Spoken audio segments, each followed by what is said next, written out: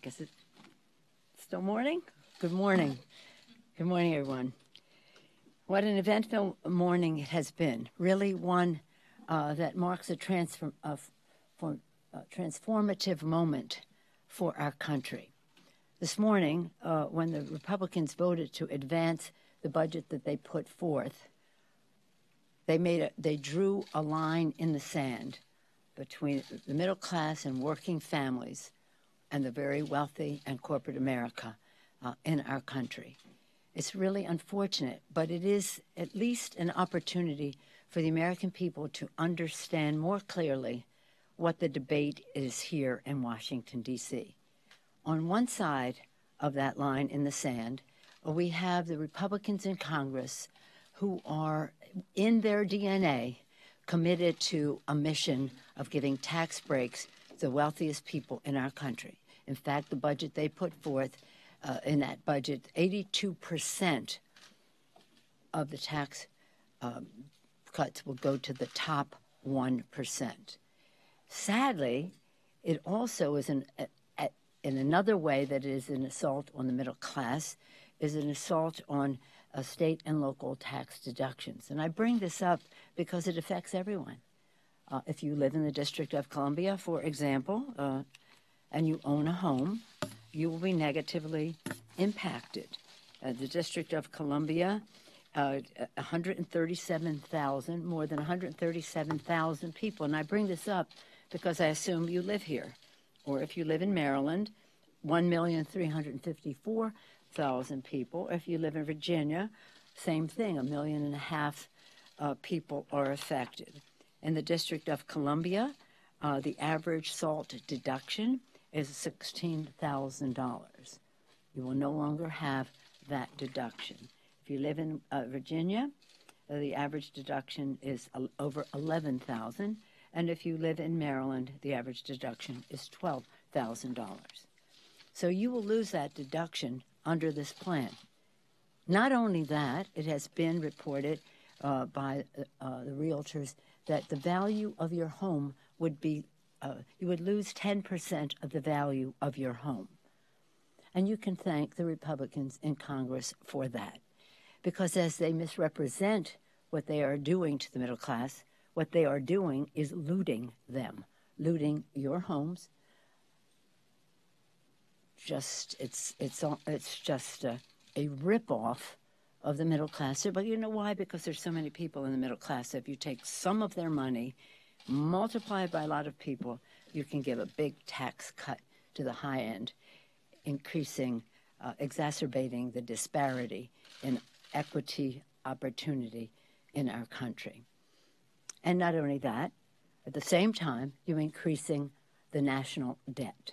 And I say that this morning was transformative because the amount of money, the trillions of dollars that they increase the debt, is very hard to come back from. Under President Obama came back, under President Clinton came back from the deficits that existed when he took office. His last budgets were either in balance or in surplus. When President Bush left office, the deficit was at $1.4 trillion. So you're talking about an enormous amount of money, that the national debt had increased by an enormous amount. The debt was $1.4 billion in terms of the deficit, as opposed to the debt, which increased by trillions of dollars. So then we go to President Obama, who again reverses that, and now we come to President Trump. So again, here we are, the budget. As I said the other day, and we saw the pie chart, 80% of the advantage goes to the top 1%. Who pays? The middle class. The fact that they're saying there's a middle class tax cuts is not true. It's wrong. And when they come forth with their tax bill, we will see more clearly. But what the Republicans did today was to give an open path to this assault. An assault. It's a rip-off, a shakedown, a looting of the middle class. And that has a difference in our country. Toynbee, Arnold Toynbee wrote about histories of civilizations. You know that. In one of his presentations, he talked about societies and governments that were there for with creative leadership, where people could thrive and succeed, versus exploitive situations where they were there for the rich and the powerful. That's not a good thing for a country. And that's the path that these Republicans are taking us down. So very calmly, we say to them, we want to do tax reform. We want to do it in a way that is fair, that has fairness, that has simplification, that has growth, that reduces the deficit, creates good-paying jobs, and keeps America number one. Instead, we have a budget that they put forth that does not do that, but they misrepresent that it is good for the middle class, which it is not. So hopefully, when this tax bill comes up, the public will be aware of what to look for in it, know how they pay the price for this big transfer of wealth, where the wealth is sucked up from the middle class to high income, the 1%, as well as the wealthy corporations in our country. It's stunning. It's really startling. It's a con. It's a massive con, and we're going to make sure that if they engage in this, the American people know how it affects them. This isn't about politics. This is about the American people and how policy here affects them. We want instead, let's go to the table to create growth, to create good-paying jobs, to reduce the deficit, to keep America number one, and to reduce taxes on the middle class. That's probably about all I'll have to say, unless you have some questions. Our Californians, what they've done to California, I'm so proud of our governor. He wrote individually to each of the members to say how bad this would be. And you know what? I loved the fact that in his letter he said, not only do you take away the deduction from individual filers, but you keep it for corporations. In this bill, you're an individual filer, you have a home, if any of you have homes that you take a deduction, state and local taxes, you lose that. If you're a corporation, you keep it. Whose side are they on? But again, it's a moment of definition. It's a moment of definition, and we will not allow them to misrepresent the facts on this tax bill to the American people. Heartbreaking, because we could have come together to do something in a bipartisan way that would be sustainable. You can't do tax reform without bipartisanship and sustainability if you're going to give certainty to the business community so they can act upon, and individuals so they can act upon their personal as well as professional and business decisions. That I'm pleased to take any questions. Yes, sir. Thank you, Nancy. Given what you've said, what you've seen of the framework up to this point, if Republicans stay on the current track they're on, right, their tax overhaul, is your primary goal, the goal of your caucus, to see its failure at this point? Well, yes, because we're here for the American people. We don't want that impact to be on the American people. And the problem with their tax bill is not just the harm it does directly in terms of, say, the state and local tax deduction being removed. That's just one example. But also, because they take us so deeply into debt, the opportunity cost for our budget to invest in education, it will necessitate $1 trillion being cut out of Medicaid, and that's part of their plan. $500 billion coming out of Medicare. It will have a cost to education and the rest, and that's about the health and well-being of our families and the future of our country in terms of education being essential. Education, by the way, being any money spent on education, nothing brings more money to the Treasury than investing in education, early childhood, K through 12, higher education, post-grad, lifetime learning. That's a fact. So if they undermine that opportunity for investment, they're increasing the deficit, not saving any money. So we would hope that I think that a part of what these members walk the plank for is something they're going to have to answer for back home. And hopefully, I think that the ability to have leverage would have been to defeat this and then go to their speaker and say, we want something different. In fact, they have they've given leverage to the exploiters. Anybody? No? Yes, sir? Me? Yep. Question on immigration and sort of your negotiating stance between now and December. The speaker was out here a little while ago denying reports that he had told some of his colleagues that the spending bill will include some solution to DACA for certain, but said, conversations are continuing. What is your updated sense of where that issue stands and what your potential leverage points are going into that bill? Well, I didn't realize the speaker backed off that statement because people were taking some comfort in the fact that something would happen before the end of the year. Let me just say about our dreamers. They are really a blessing to our country. I've said to them, last 2 days I've had 6 meetings relating to dreamers, and I said to them, do me a favor, thank your parents for bringing you here because you're such an inspiration to our country. They are so great, and the American people recognize that. Over 80% want them to stay. High numbers want them to stay on a path to citizenship. I think President Trump is inclined to be supportive. He said he is. I take him at his word. And that because the American people support the dreamers, not because we were so persuasive, but because the American people support the dreamers. So I'm optimistic that we'll celebrate, hopefully Thanksgiving, but more likely Christmas, with a DREAM Act passed. Do you still see your caucus holding together on that and potentially withholding support for a spending bill? I didn't say that. I just said we're going to pass it, and we're going to pass. I said we're going to pass a DREAM Act. Our caucus overwhelmingly supports the Dreamers. I believe if the Speaker brought a bill to the floor, it would pass overwhelmingly with Republican votes. Many of our Republican colleagues support the Dreamers. As it is frequently around here, it's getting a vote. And so I would hope that the Speaker would give us a vote one way or another. But we're just working to get the votes, and we think we have them. Yes, sir. Can you comment on the President's decision to declare emergency on opioid crisis? Yeah. What I would say to the President on that is, show me the money. What is the point? We've passed a bill about opioids and this or that.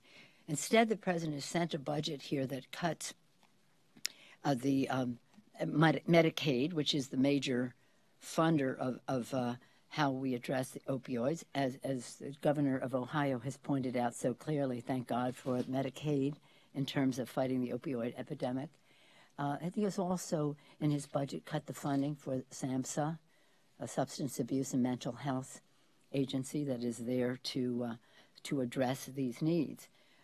Declaring an emergency means he can have access to some funds, but the funds in that account are like $57,000, $58,000. So show me the money. It's okay. We all agree. We passed the 21st Century Cures Act last year. We all agree that this is a place we have to go. I had the Speaker write me a letter that we would continue to have the funding in the appropriations bill, but the President's statement are words without the money. And so we'd like to see, because this is, and the thing about the opioid epidemic is in every district in the country. It's not like you can say, well, it's people in a certain area where it's warmer or colder or whatever it is. It's all over the country. So hopefully the concerns of our colleagues will be manifested in the allocation of the resources, because you have to have the resources. Yeah. On the Kennedy document, we're still awaiting the National Archives release of those, but yourself as someone who read the Warren Commission years ago, did you have some nagging questions, and what do you think the significance of this release will be? I have no idea until we see what will be released. It is it was a sad, terrible tragedy in our country. Yes, I did read the Warren Commission because obviously, as many people at that time, we were so stricken by the president's assassination, and that was a dispositive moment in our history. It made change because he was such an inspiration to so many of us. But I really can't speak to something that I haven't seen, so I look forward to seeing the documents. Depends on what it says. I mean, I've heard different accounts where people have said it's only going to contribute to conspiracy theories. I don't know. But, after we see, when is it today? We aren't sure if they haven't told us the hard. Yeah, well, I'm sure many people will be very interested to see. What a tragedy. Yes, ma'am. On the budget, what is the status of talks with Republicans in the White House on a deal to raise discretionary caps? And when will appropriators have real defense and non-defense discretionary levels in law? Yes. Hopefully soon. Hopefully soon. We have some discussions that are going on in the House and Senate, Democrats, Republicans, and the White House as to when that will happen. It has to happen soon. We are insisting on parity. If they're going to lift the caps on the defense side, we're going to lift the caps on the domestic discretionary side as well. Really, I'm not going to go into those conversations, but we're on a path, and I'm optimistic that it has to happen soon so that we can have it done by the end of the continuing resolution, which is the first or second week in December. They changed the date. I don't know if it's the first or second. Yeah. Yeah. Yeah. Can I ask a Western issue? In the wake of the wildfires in California, Congress has been hung up for years on sort of a permanent wildfire funding fix. A lot of debate about what kind of forest policy is tied to that. Are you seeing any outlines of an agreement that can maybe get a solution to providing permanent funding for the Forest Service on prevention programs? Well, I hope so. I certainly hope so because the for those of you not familiar with the issue, one of the problems is that the funds will be used instead of having mitigation to begin with on how we can prevent a lot of this. Some of the money is spent on putting out fires, which is what we have to do, but we'd rather not have them in the first place. So just to have an overall policy, and I think it would be bipartisan. I don't see that as a partisan issue at all because, well, we've seen the tragedy in our area. My colleague Mike Thompson, his district was like an inferno, and he has some ideas about this. My colleague Jim Costa from Fresno area has been on this case for a long time. So I think we can come to a place that has more anticipation as well as resources to keep the American people safe.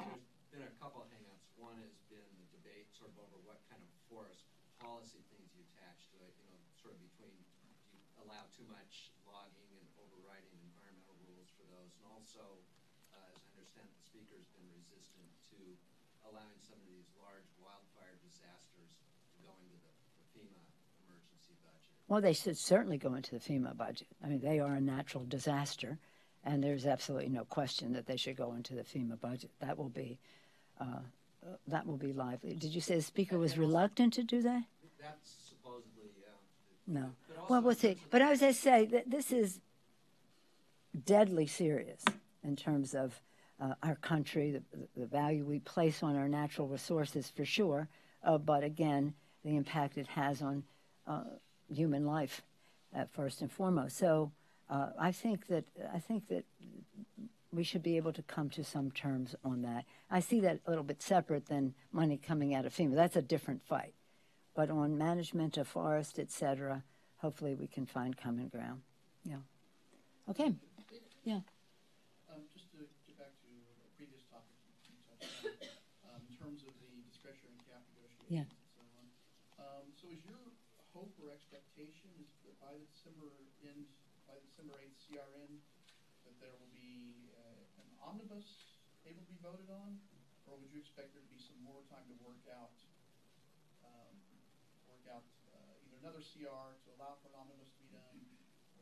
Well, no, I don't see why we would have to have another CR because we know as soon as we get the caps, we know what the how the allocation will be on the Appropriations Committee. Hopefully, that would be made known to us. Sometimes they don't let us know, but hopefully that will be made known. You'll insist upon it, and then we'll go from there.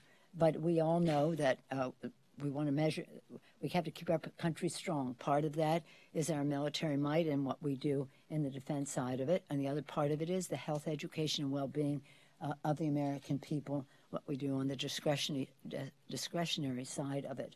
So I don't know, by dragging it out at the end, how much, what we're going to know that we don't already know now. So let's just get on with it, remove all doubt. If it requires, if we reach agreement, and sometimes there's another week tacked on just to do the legislation, that's a different story. But not to just drag out the conversation because the debate is a clear one. Everybody knows what it is right now. But if you're going to have an omnibus by December 8th, don't you have to have those caps agreed to and locked in a little bit early? Pretty soon, yeah. And hopefully we will. Okay? What's that? I'm sorry, why don't we do somebody else and then we can come back and then that's it. On opioids, you said show me the money when it came to the president's decision to declare a national health emergency. But administration officials said this morning that they were talking to Congress about allocating more money by the end of the year for that. So where would you stand on that? Where would you caucus on that? Well, I don't know what they mean by talking to Congress. I don't know did they say who they were talking to? Our appropriators and our authorizers in a really bipartisan way. I don't see this as a partisan issue. The opioid epidemic is in every district, as I say, and we came together on the Cures Act with a big piece of opioid authorization, but still not so much money to deal with it. So I can't speak to what the conversations are. Let me just say, I'd be the last person to be able to tell you what the White House conversations are with the, assuming it's the Republicans in Congress on this. But again, if we have the caps lifted, there's more opportunity for the National Institutes of Health, for SAMHSA, for opioids. These are some of the things that could benefit from that. But I have no idea what they're talking about. I don't know if they do. Would the caucus support the notion of them coming to Congress to ask for more money for this? Would the Congress support them asking for more money? Sure, of course. But they haven't. I mean, I didn't see that in the announcement. I didn't see that in the announcement. You may have had a follow-up question with them, but I didn't see that in the announcement. But again, it has to be additional. You can't say we're going to take, as they're trying to do on S-chip. They're saying, well, we're going to have S-chip. S-chip is State Children's Health Insurance Program. We want to pass CHIP. We want to authorize CHIP, but we want to pay for it by taking the money out of the prevention fund, which is children's health, children's inoculation, children's test for lead, and the things that benefit children's health. They want to take the money from that to pay for S-chip, while they're giving tax breaks to the wealthiest people in our country unoffset. So tax cuts for the rich don't have to be offset. They can increase the deficit. Children's health, which has its own benefit to our economy, has to be paid for by other children's health. And not only that, by undermining Medicare and the health of America's families. So where would this money come from? That's really the point. Are we talking additionality? Are we talking cannibalizing other aspects of healthcare in our country? Yes.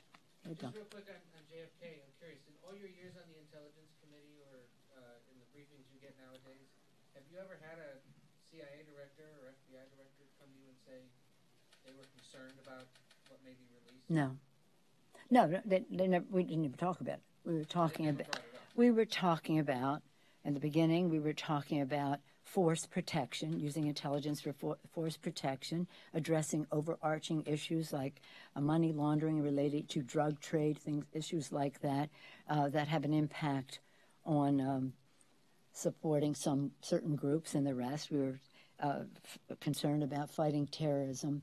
We're about the here and now and into the future. I've never heard anybody come in and say everything. We just never talked about it.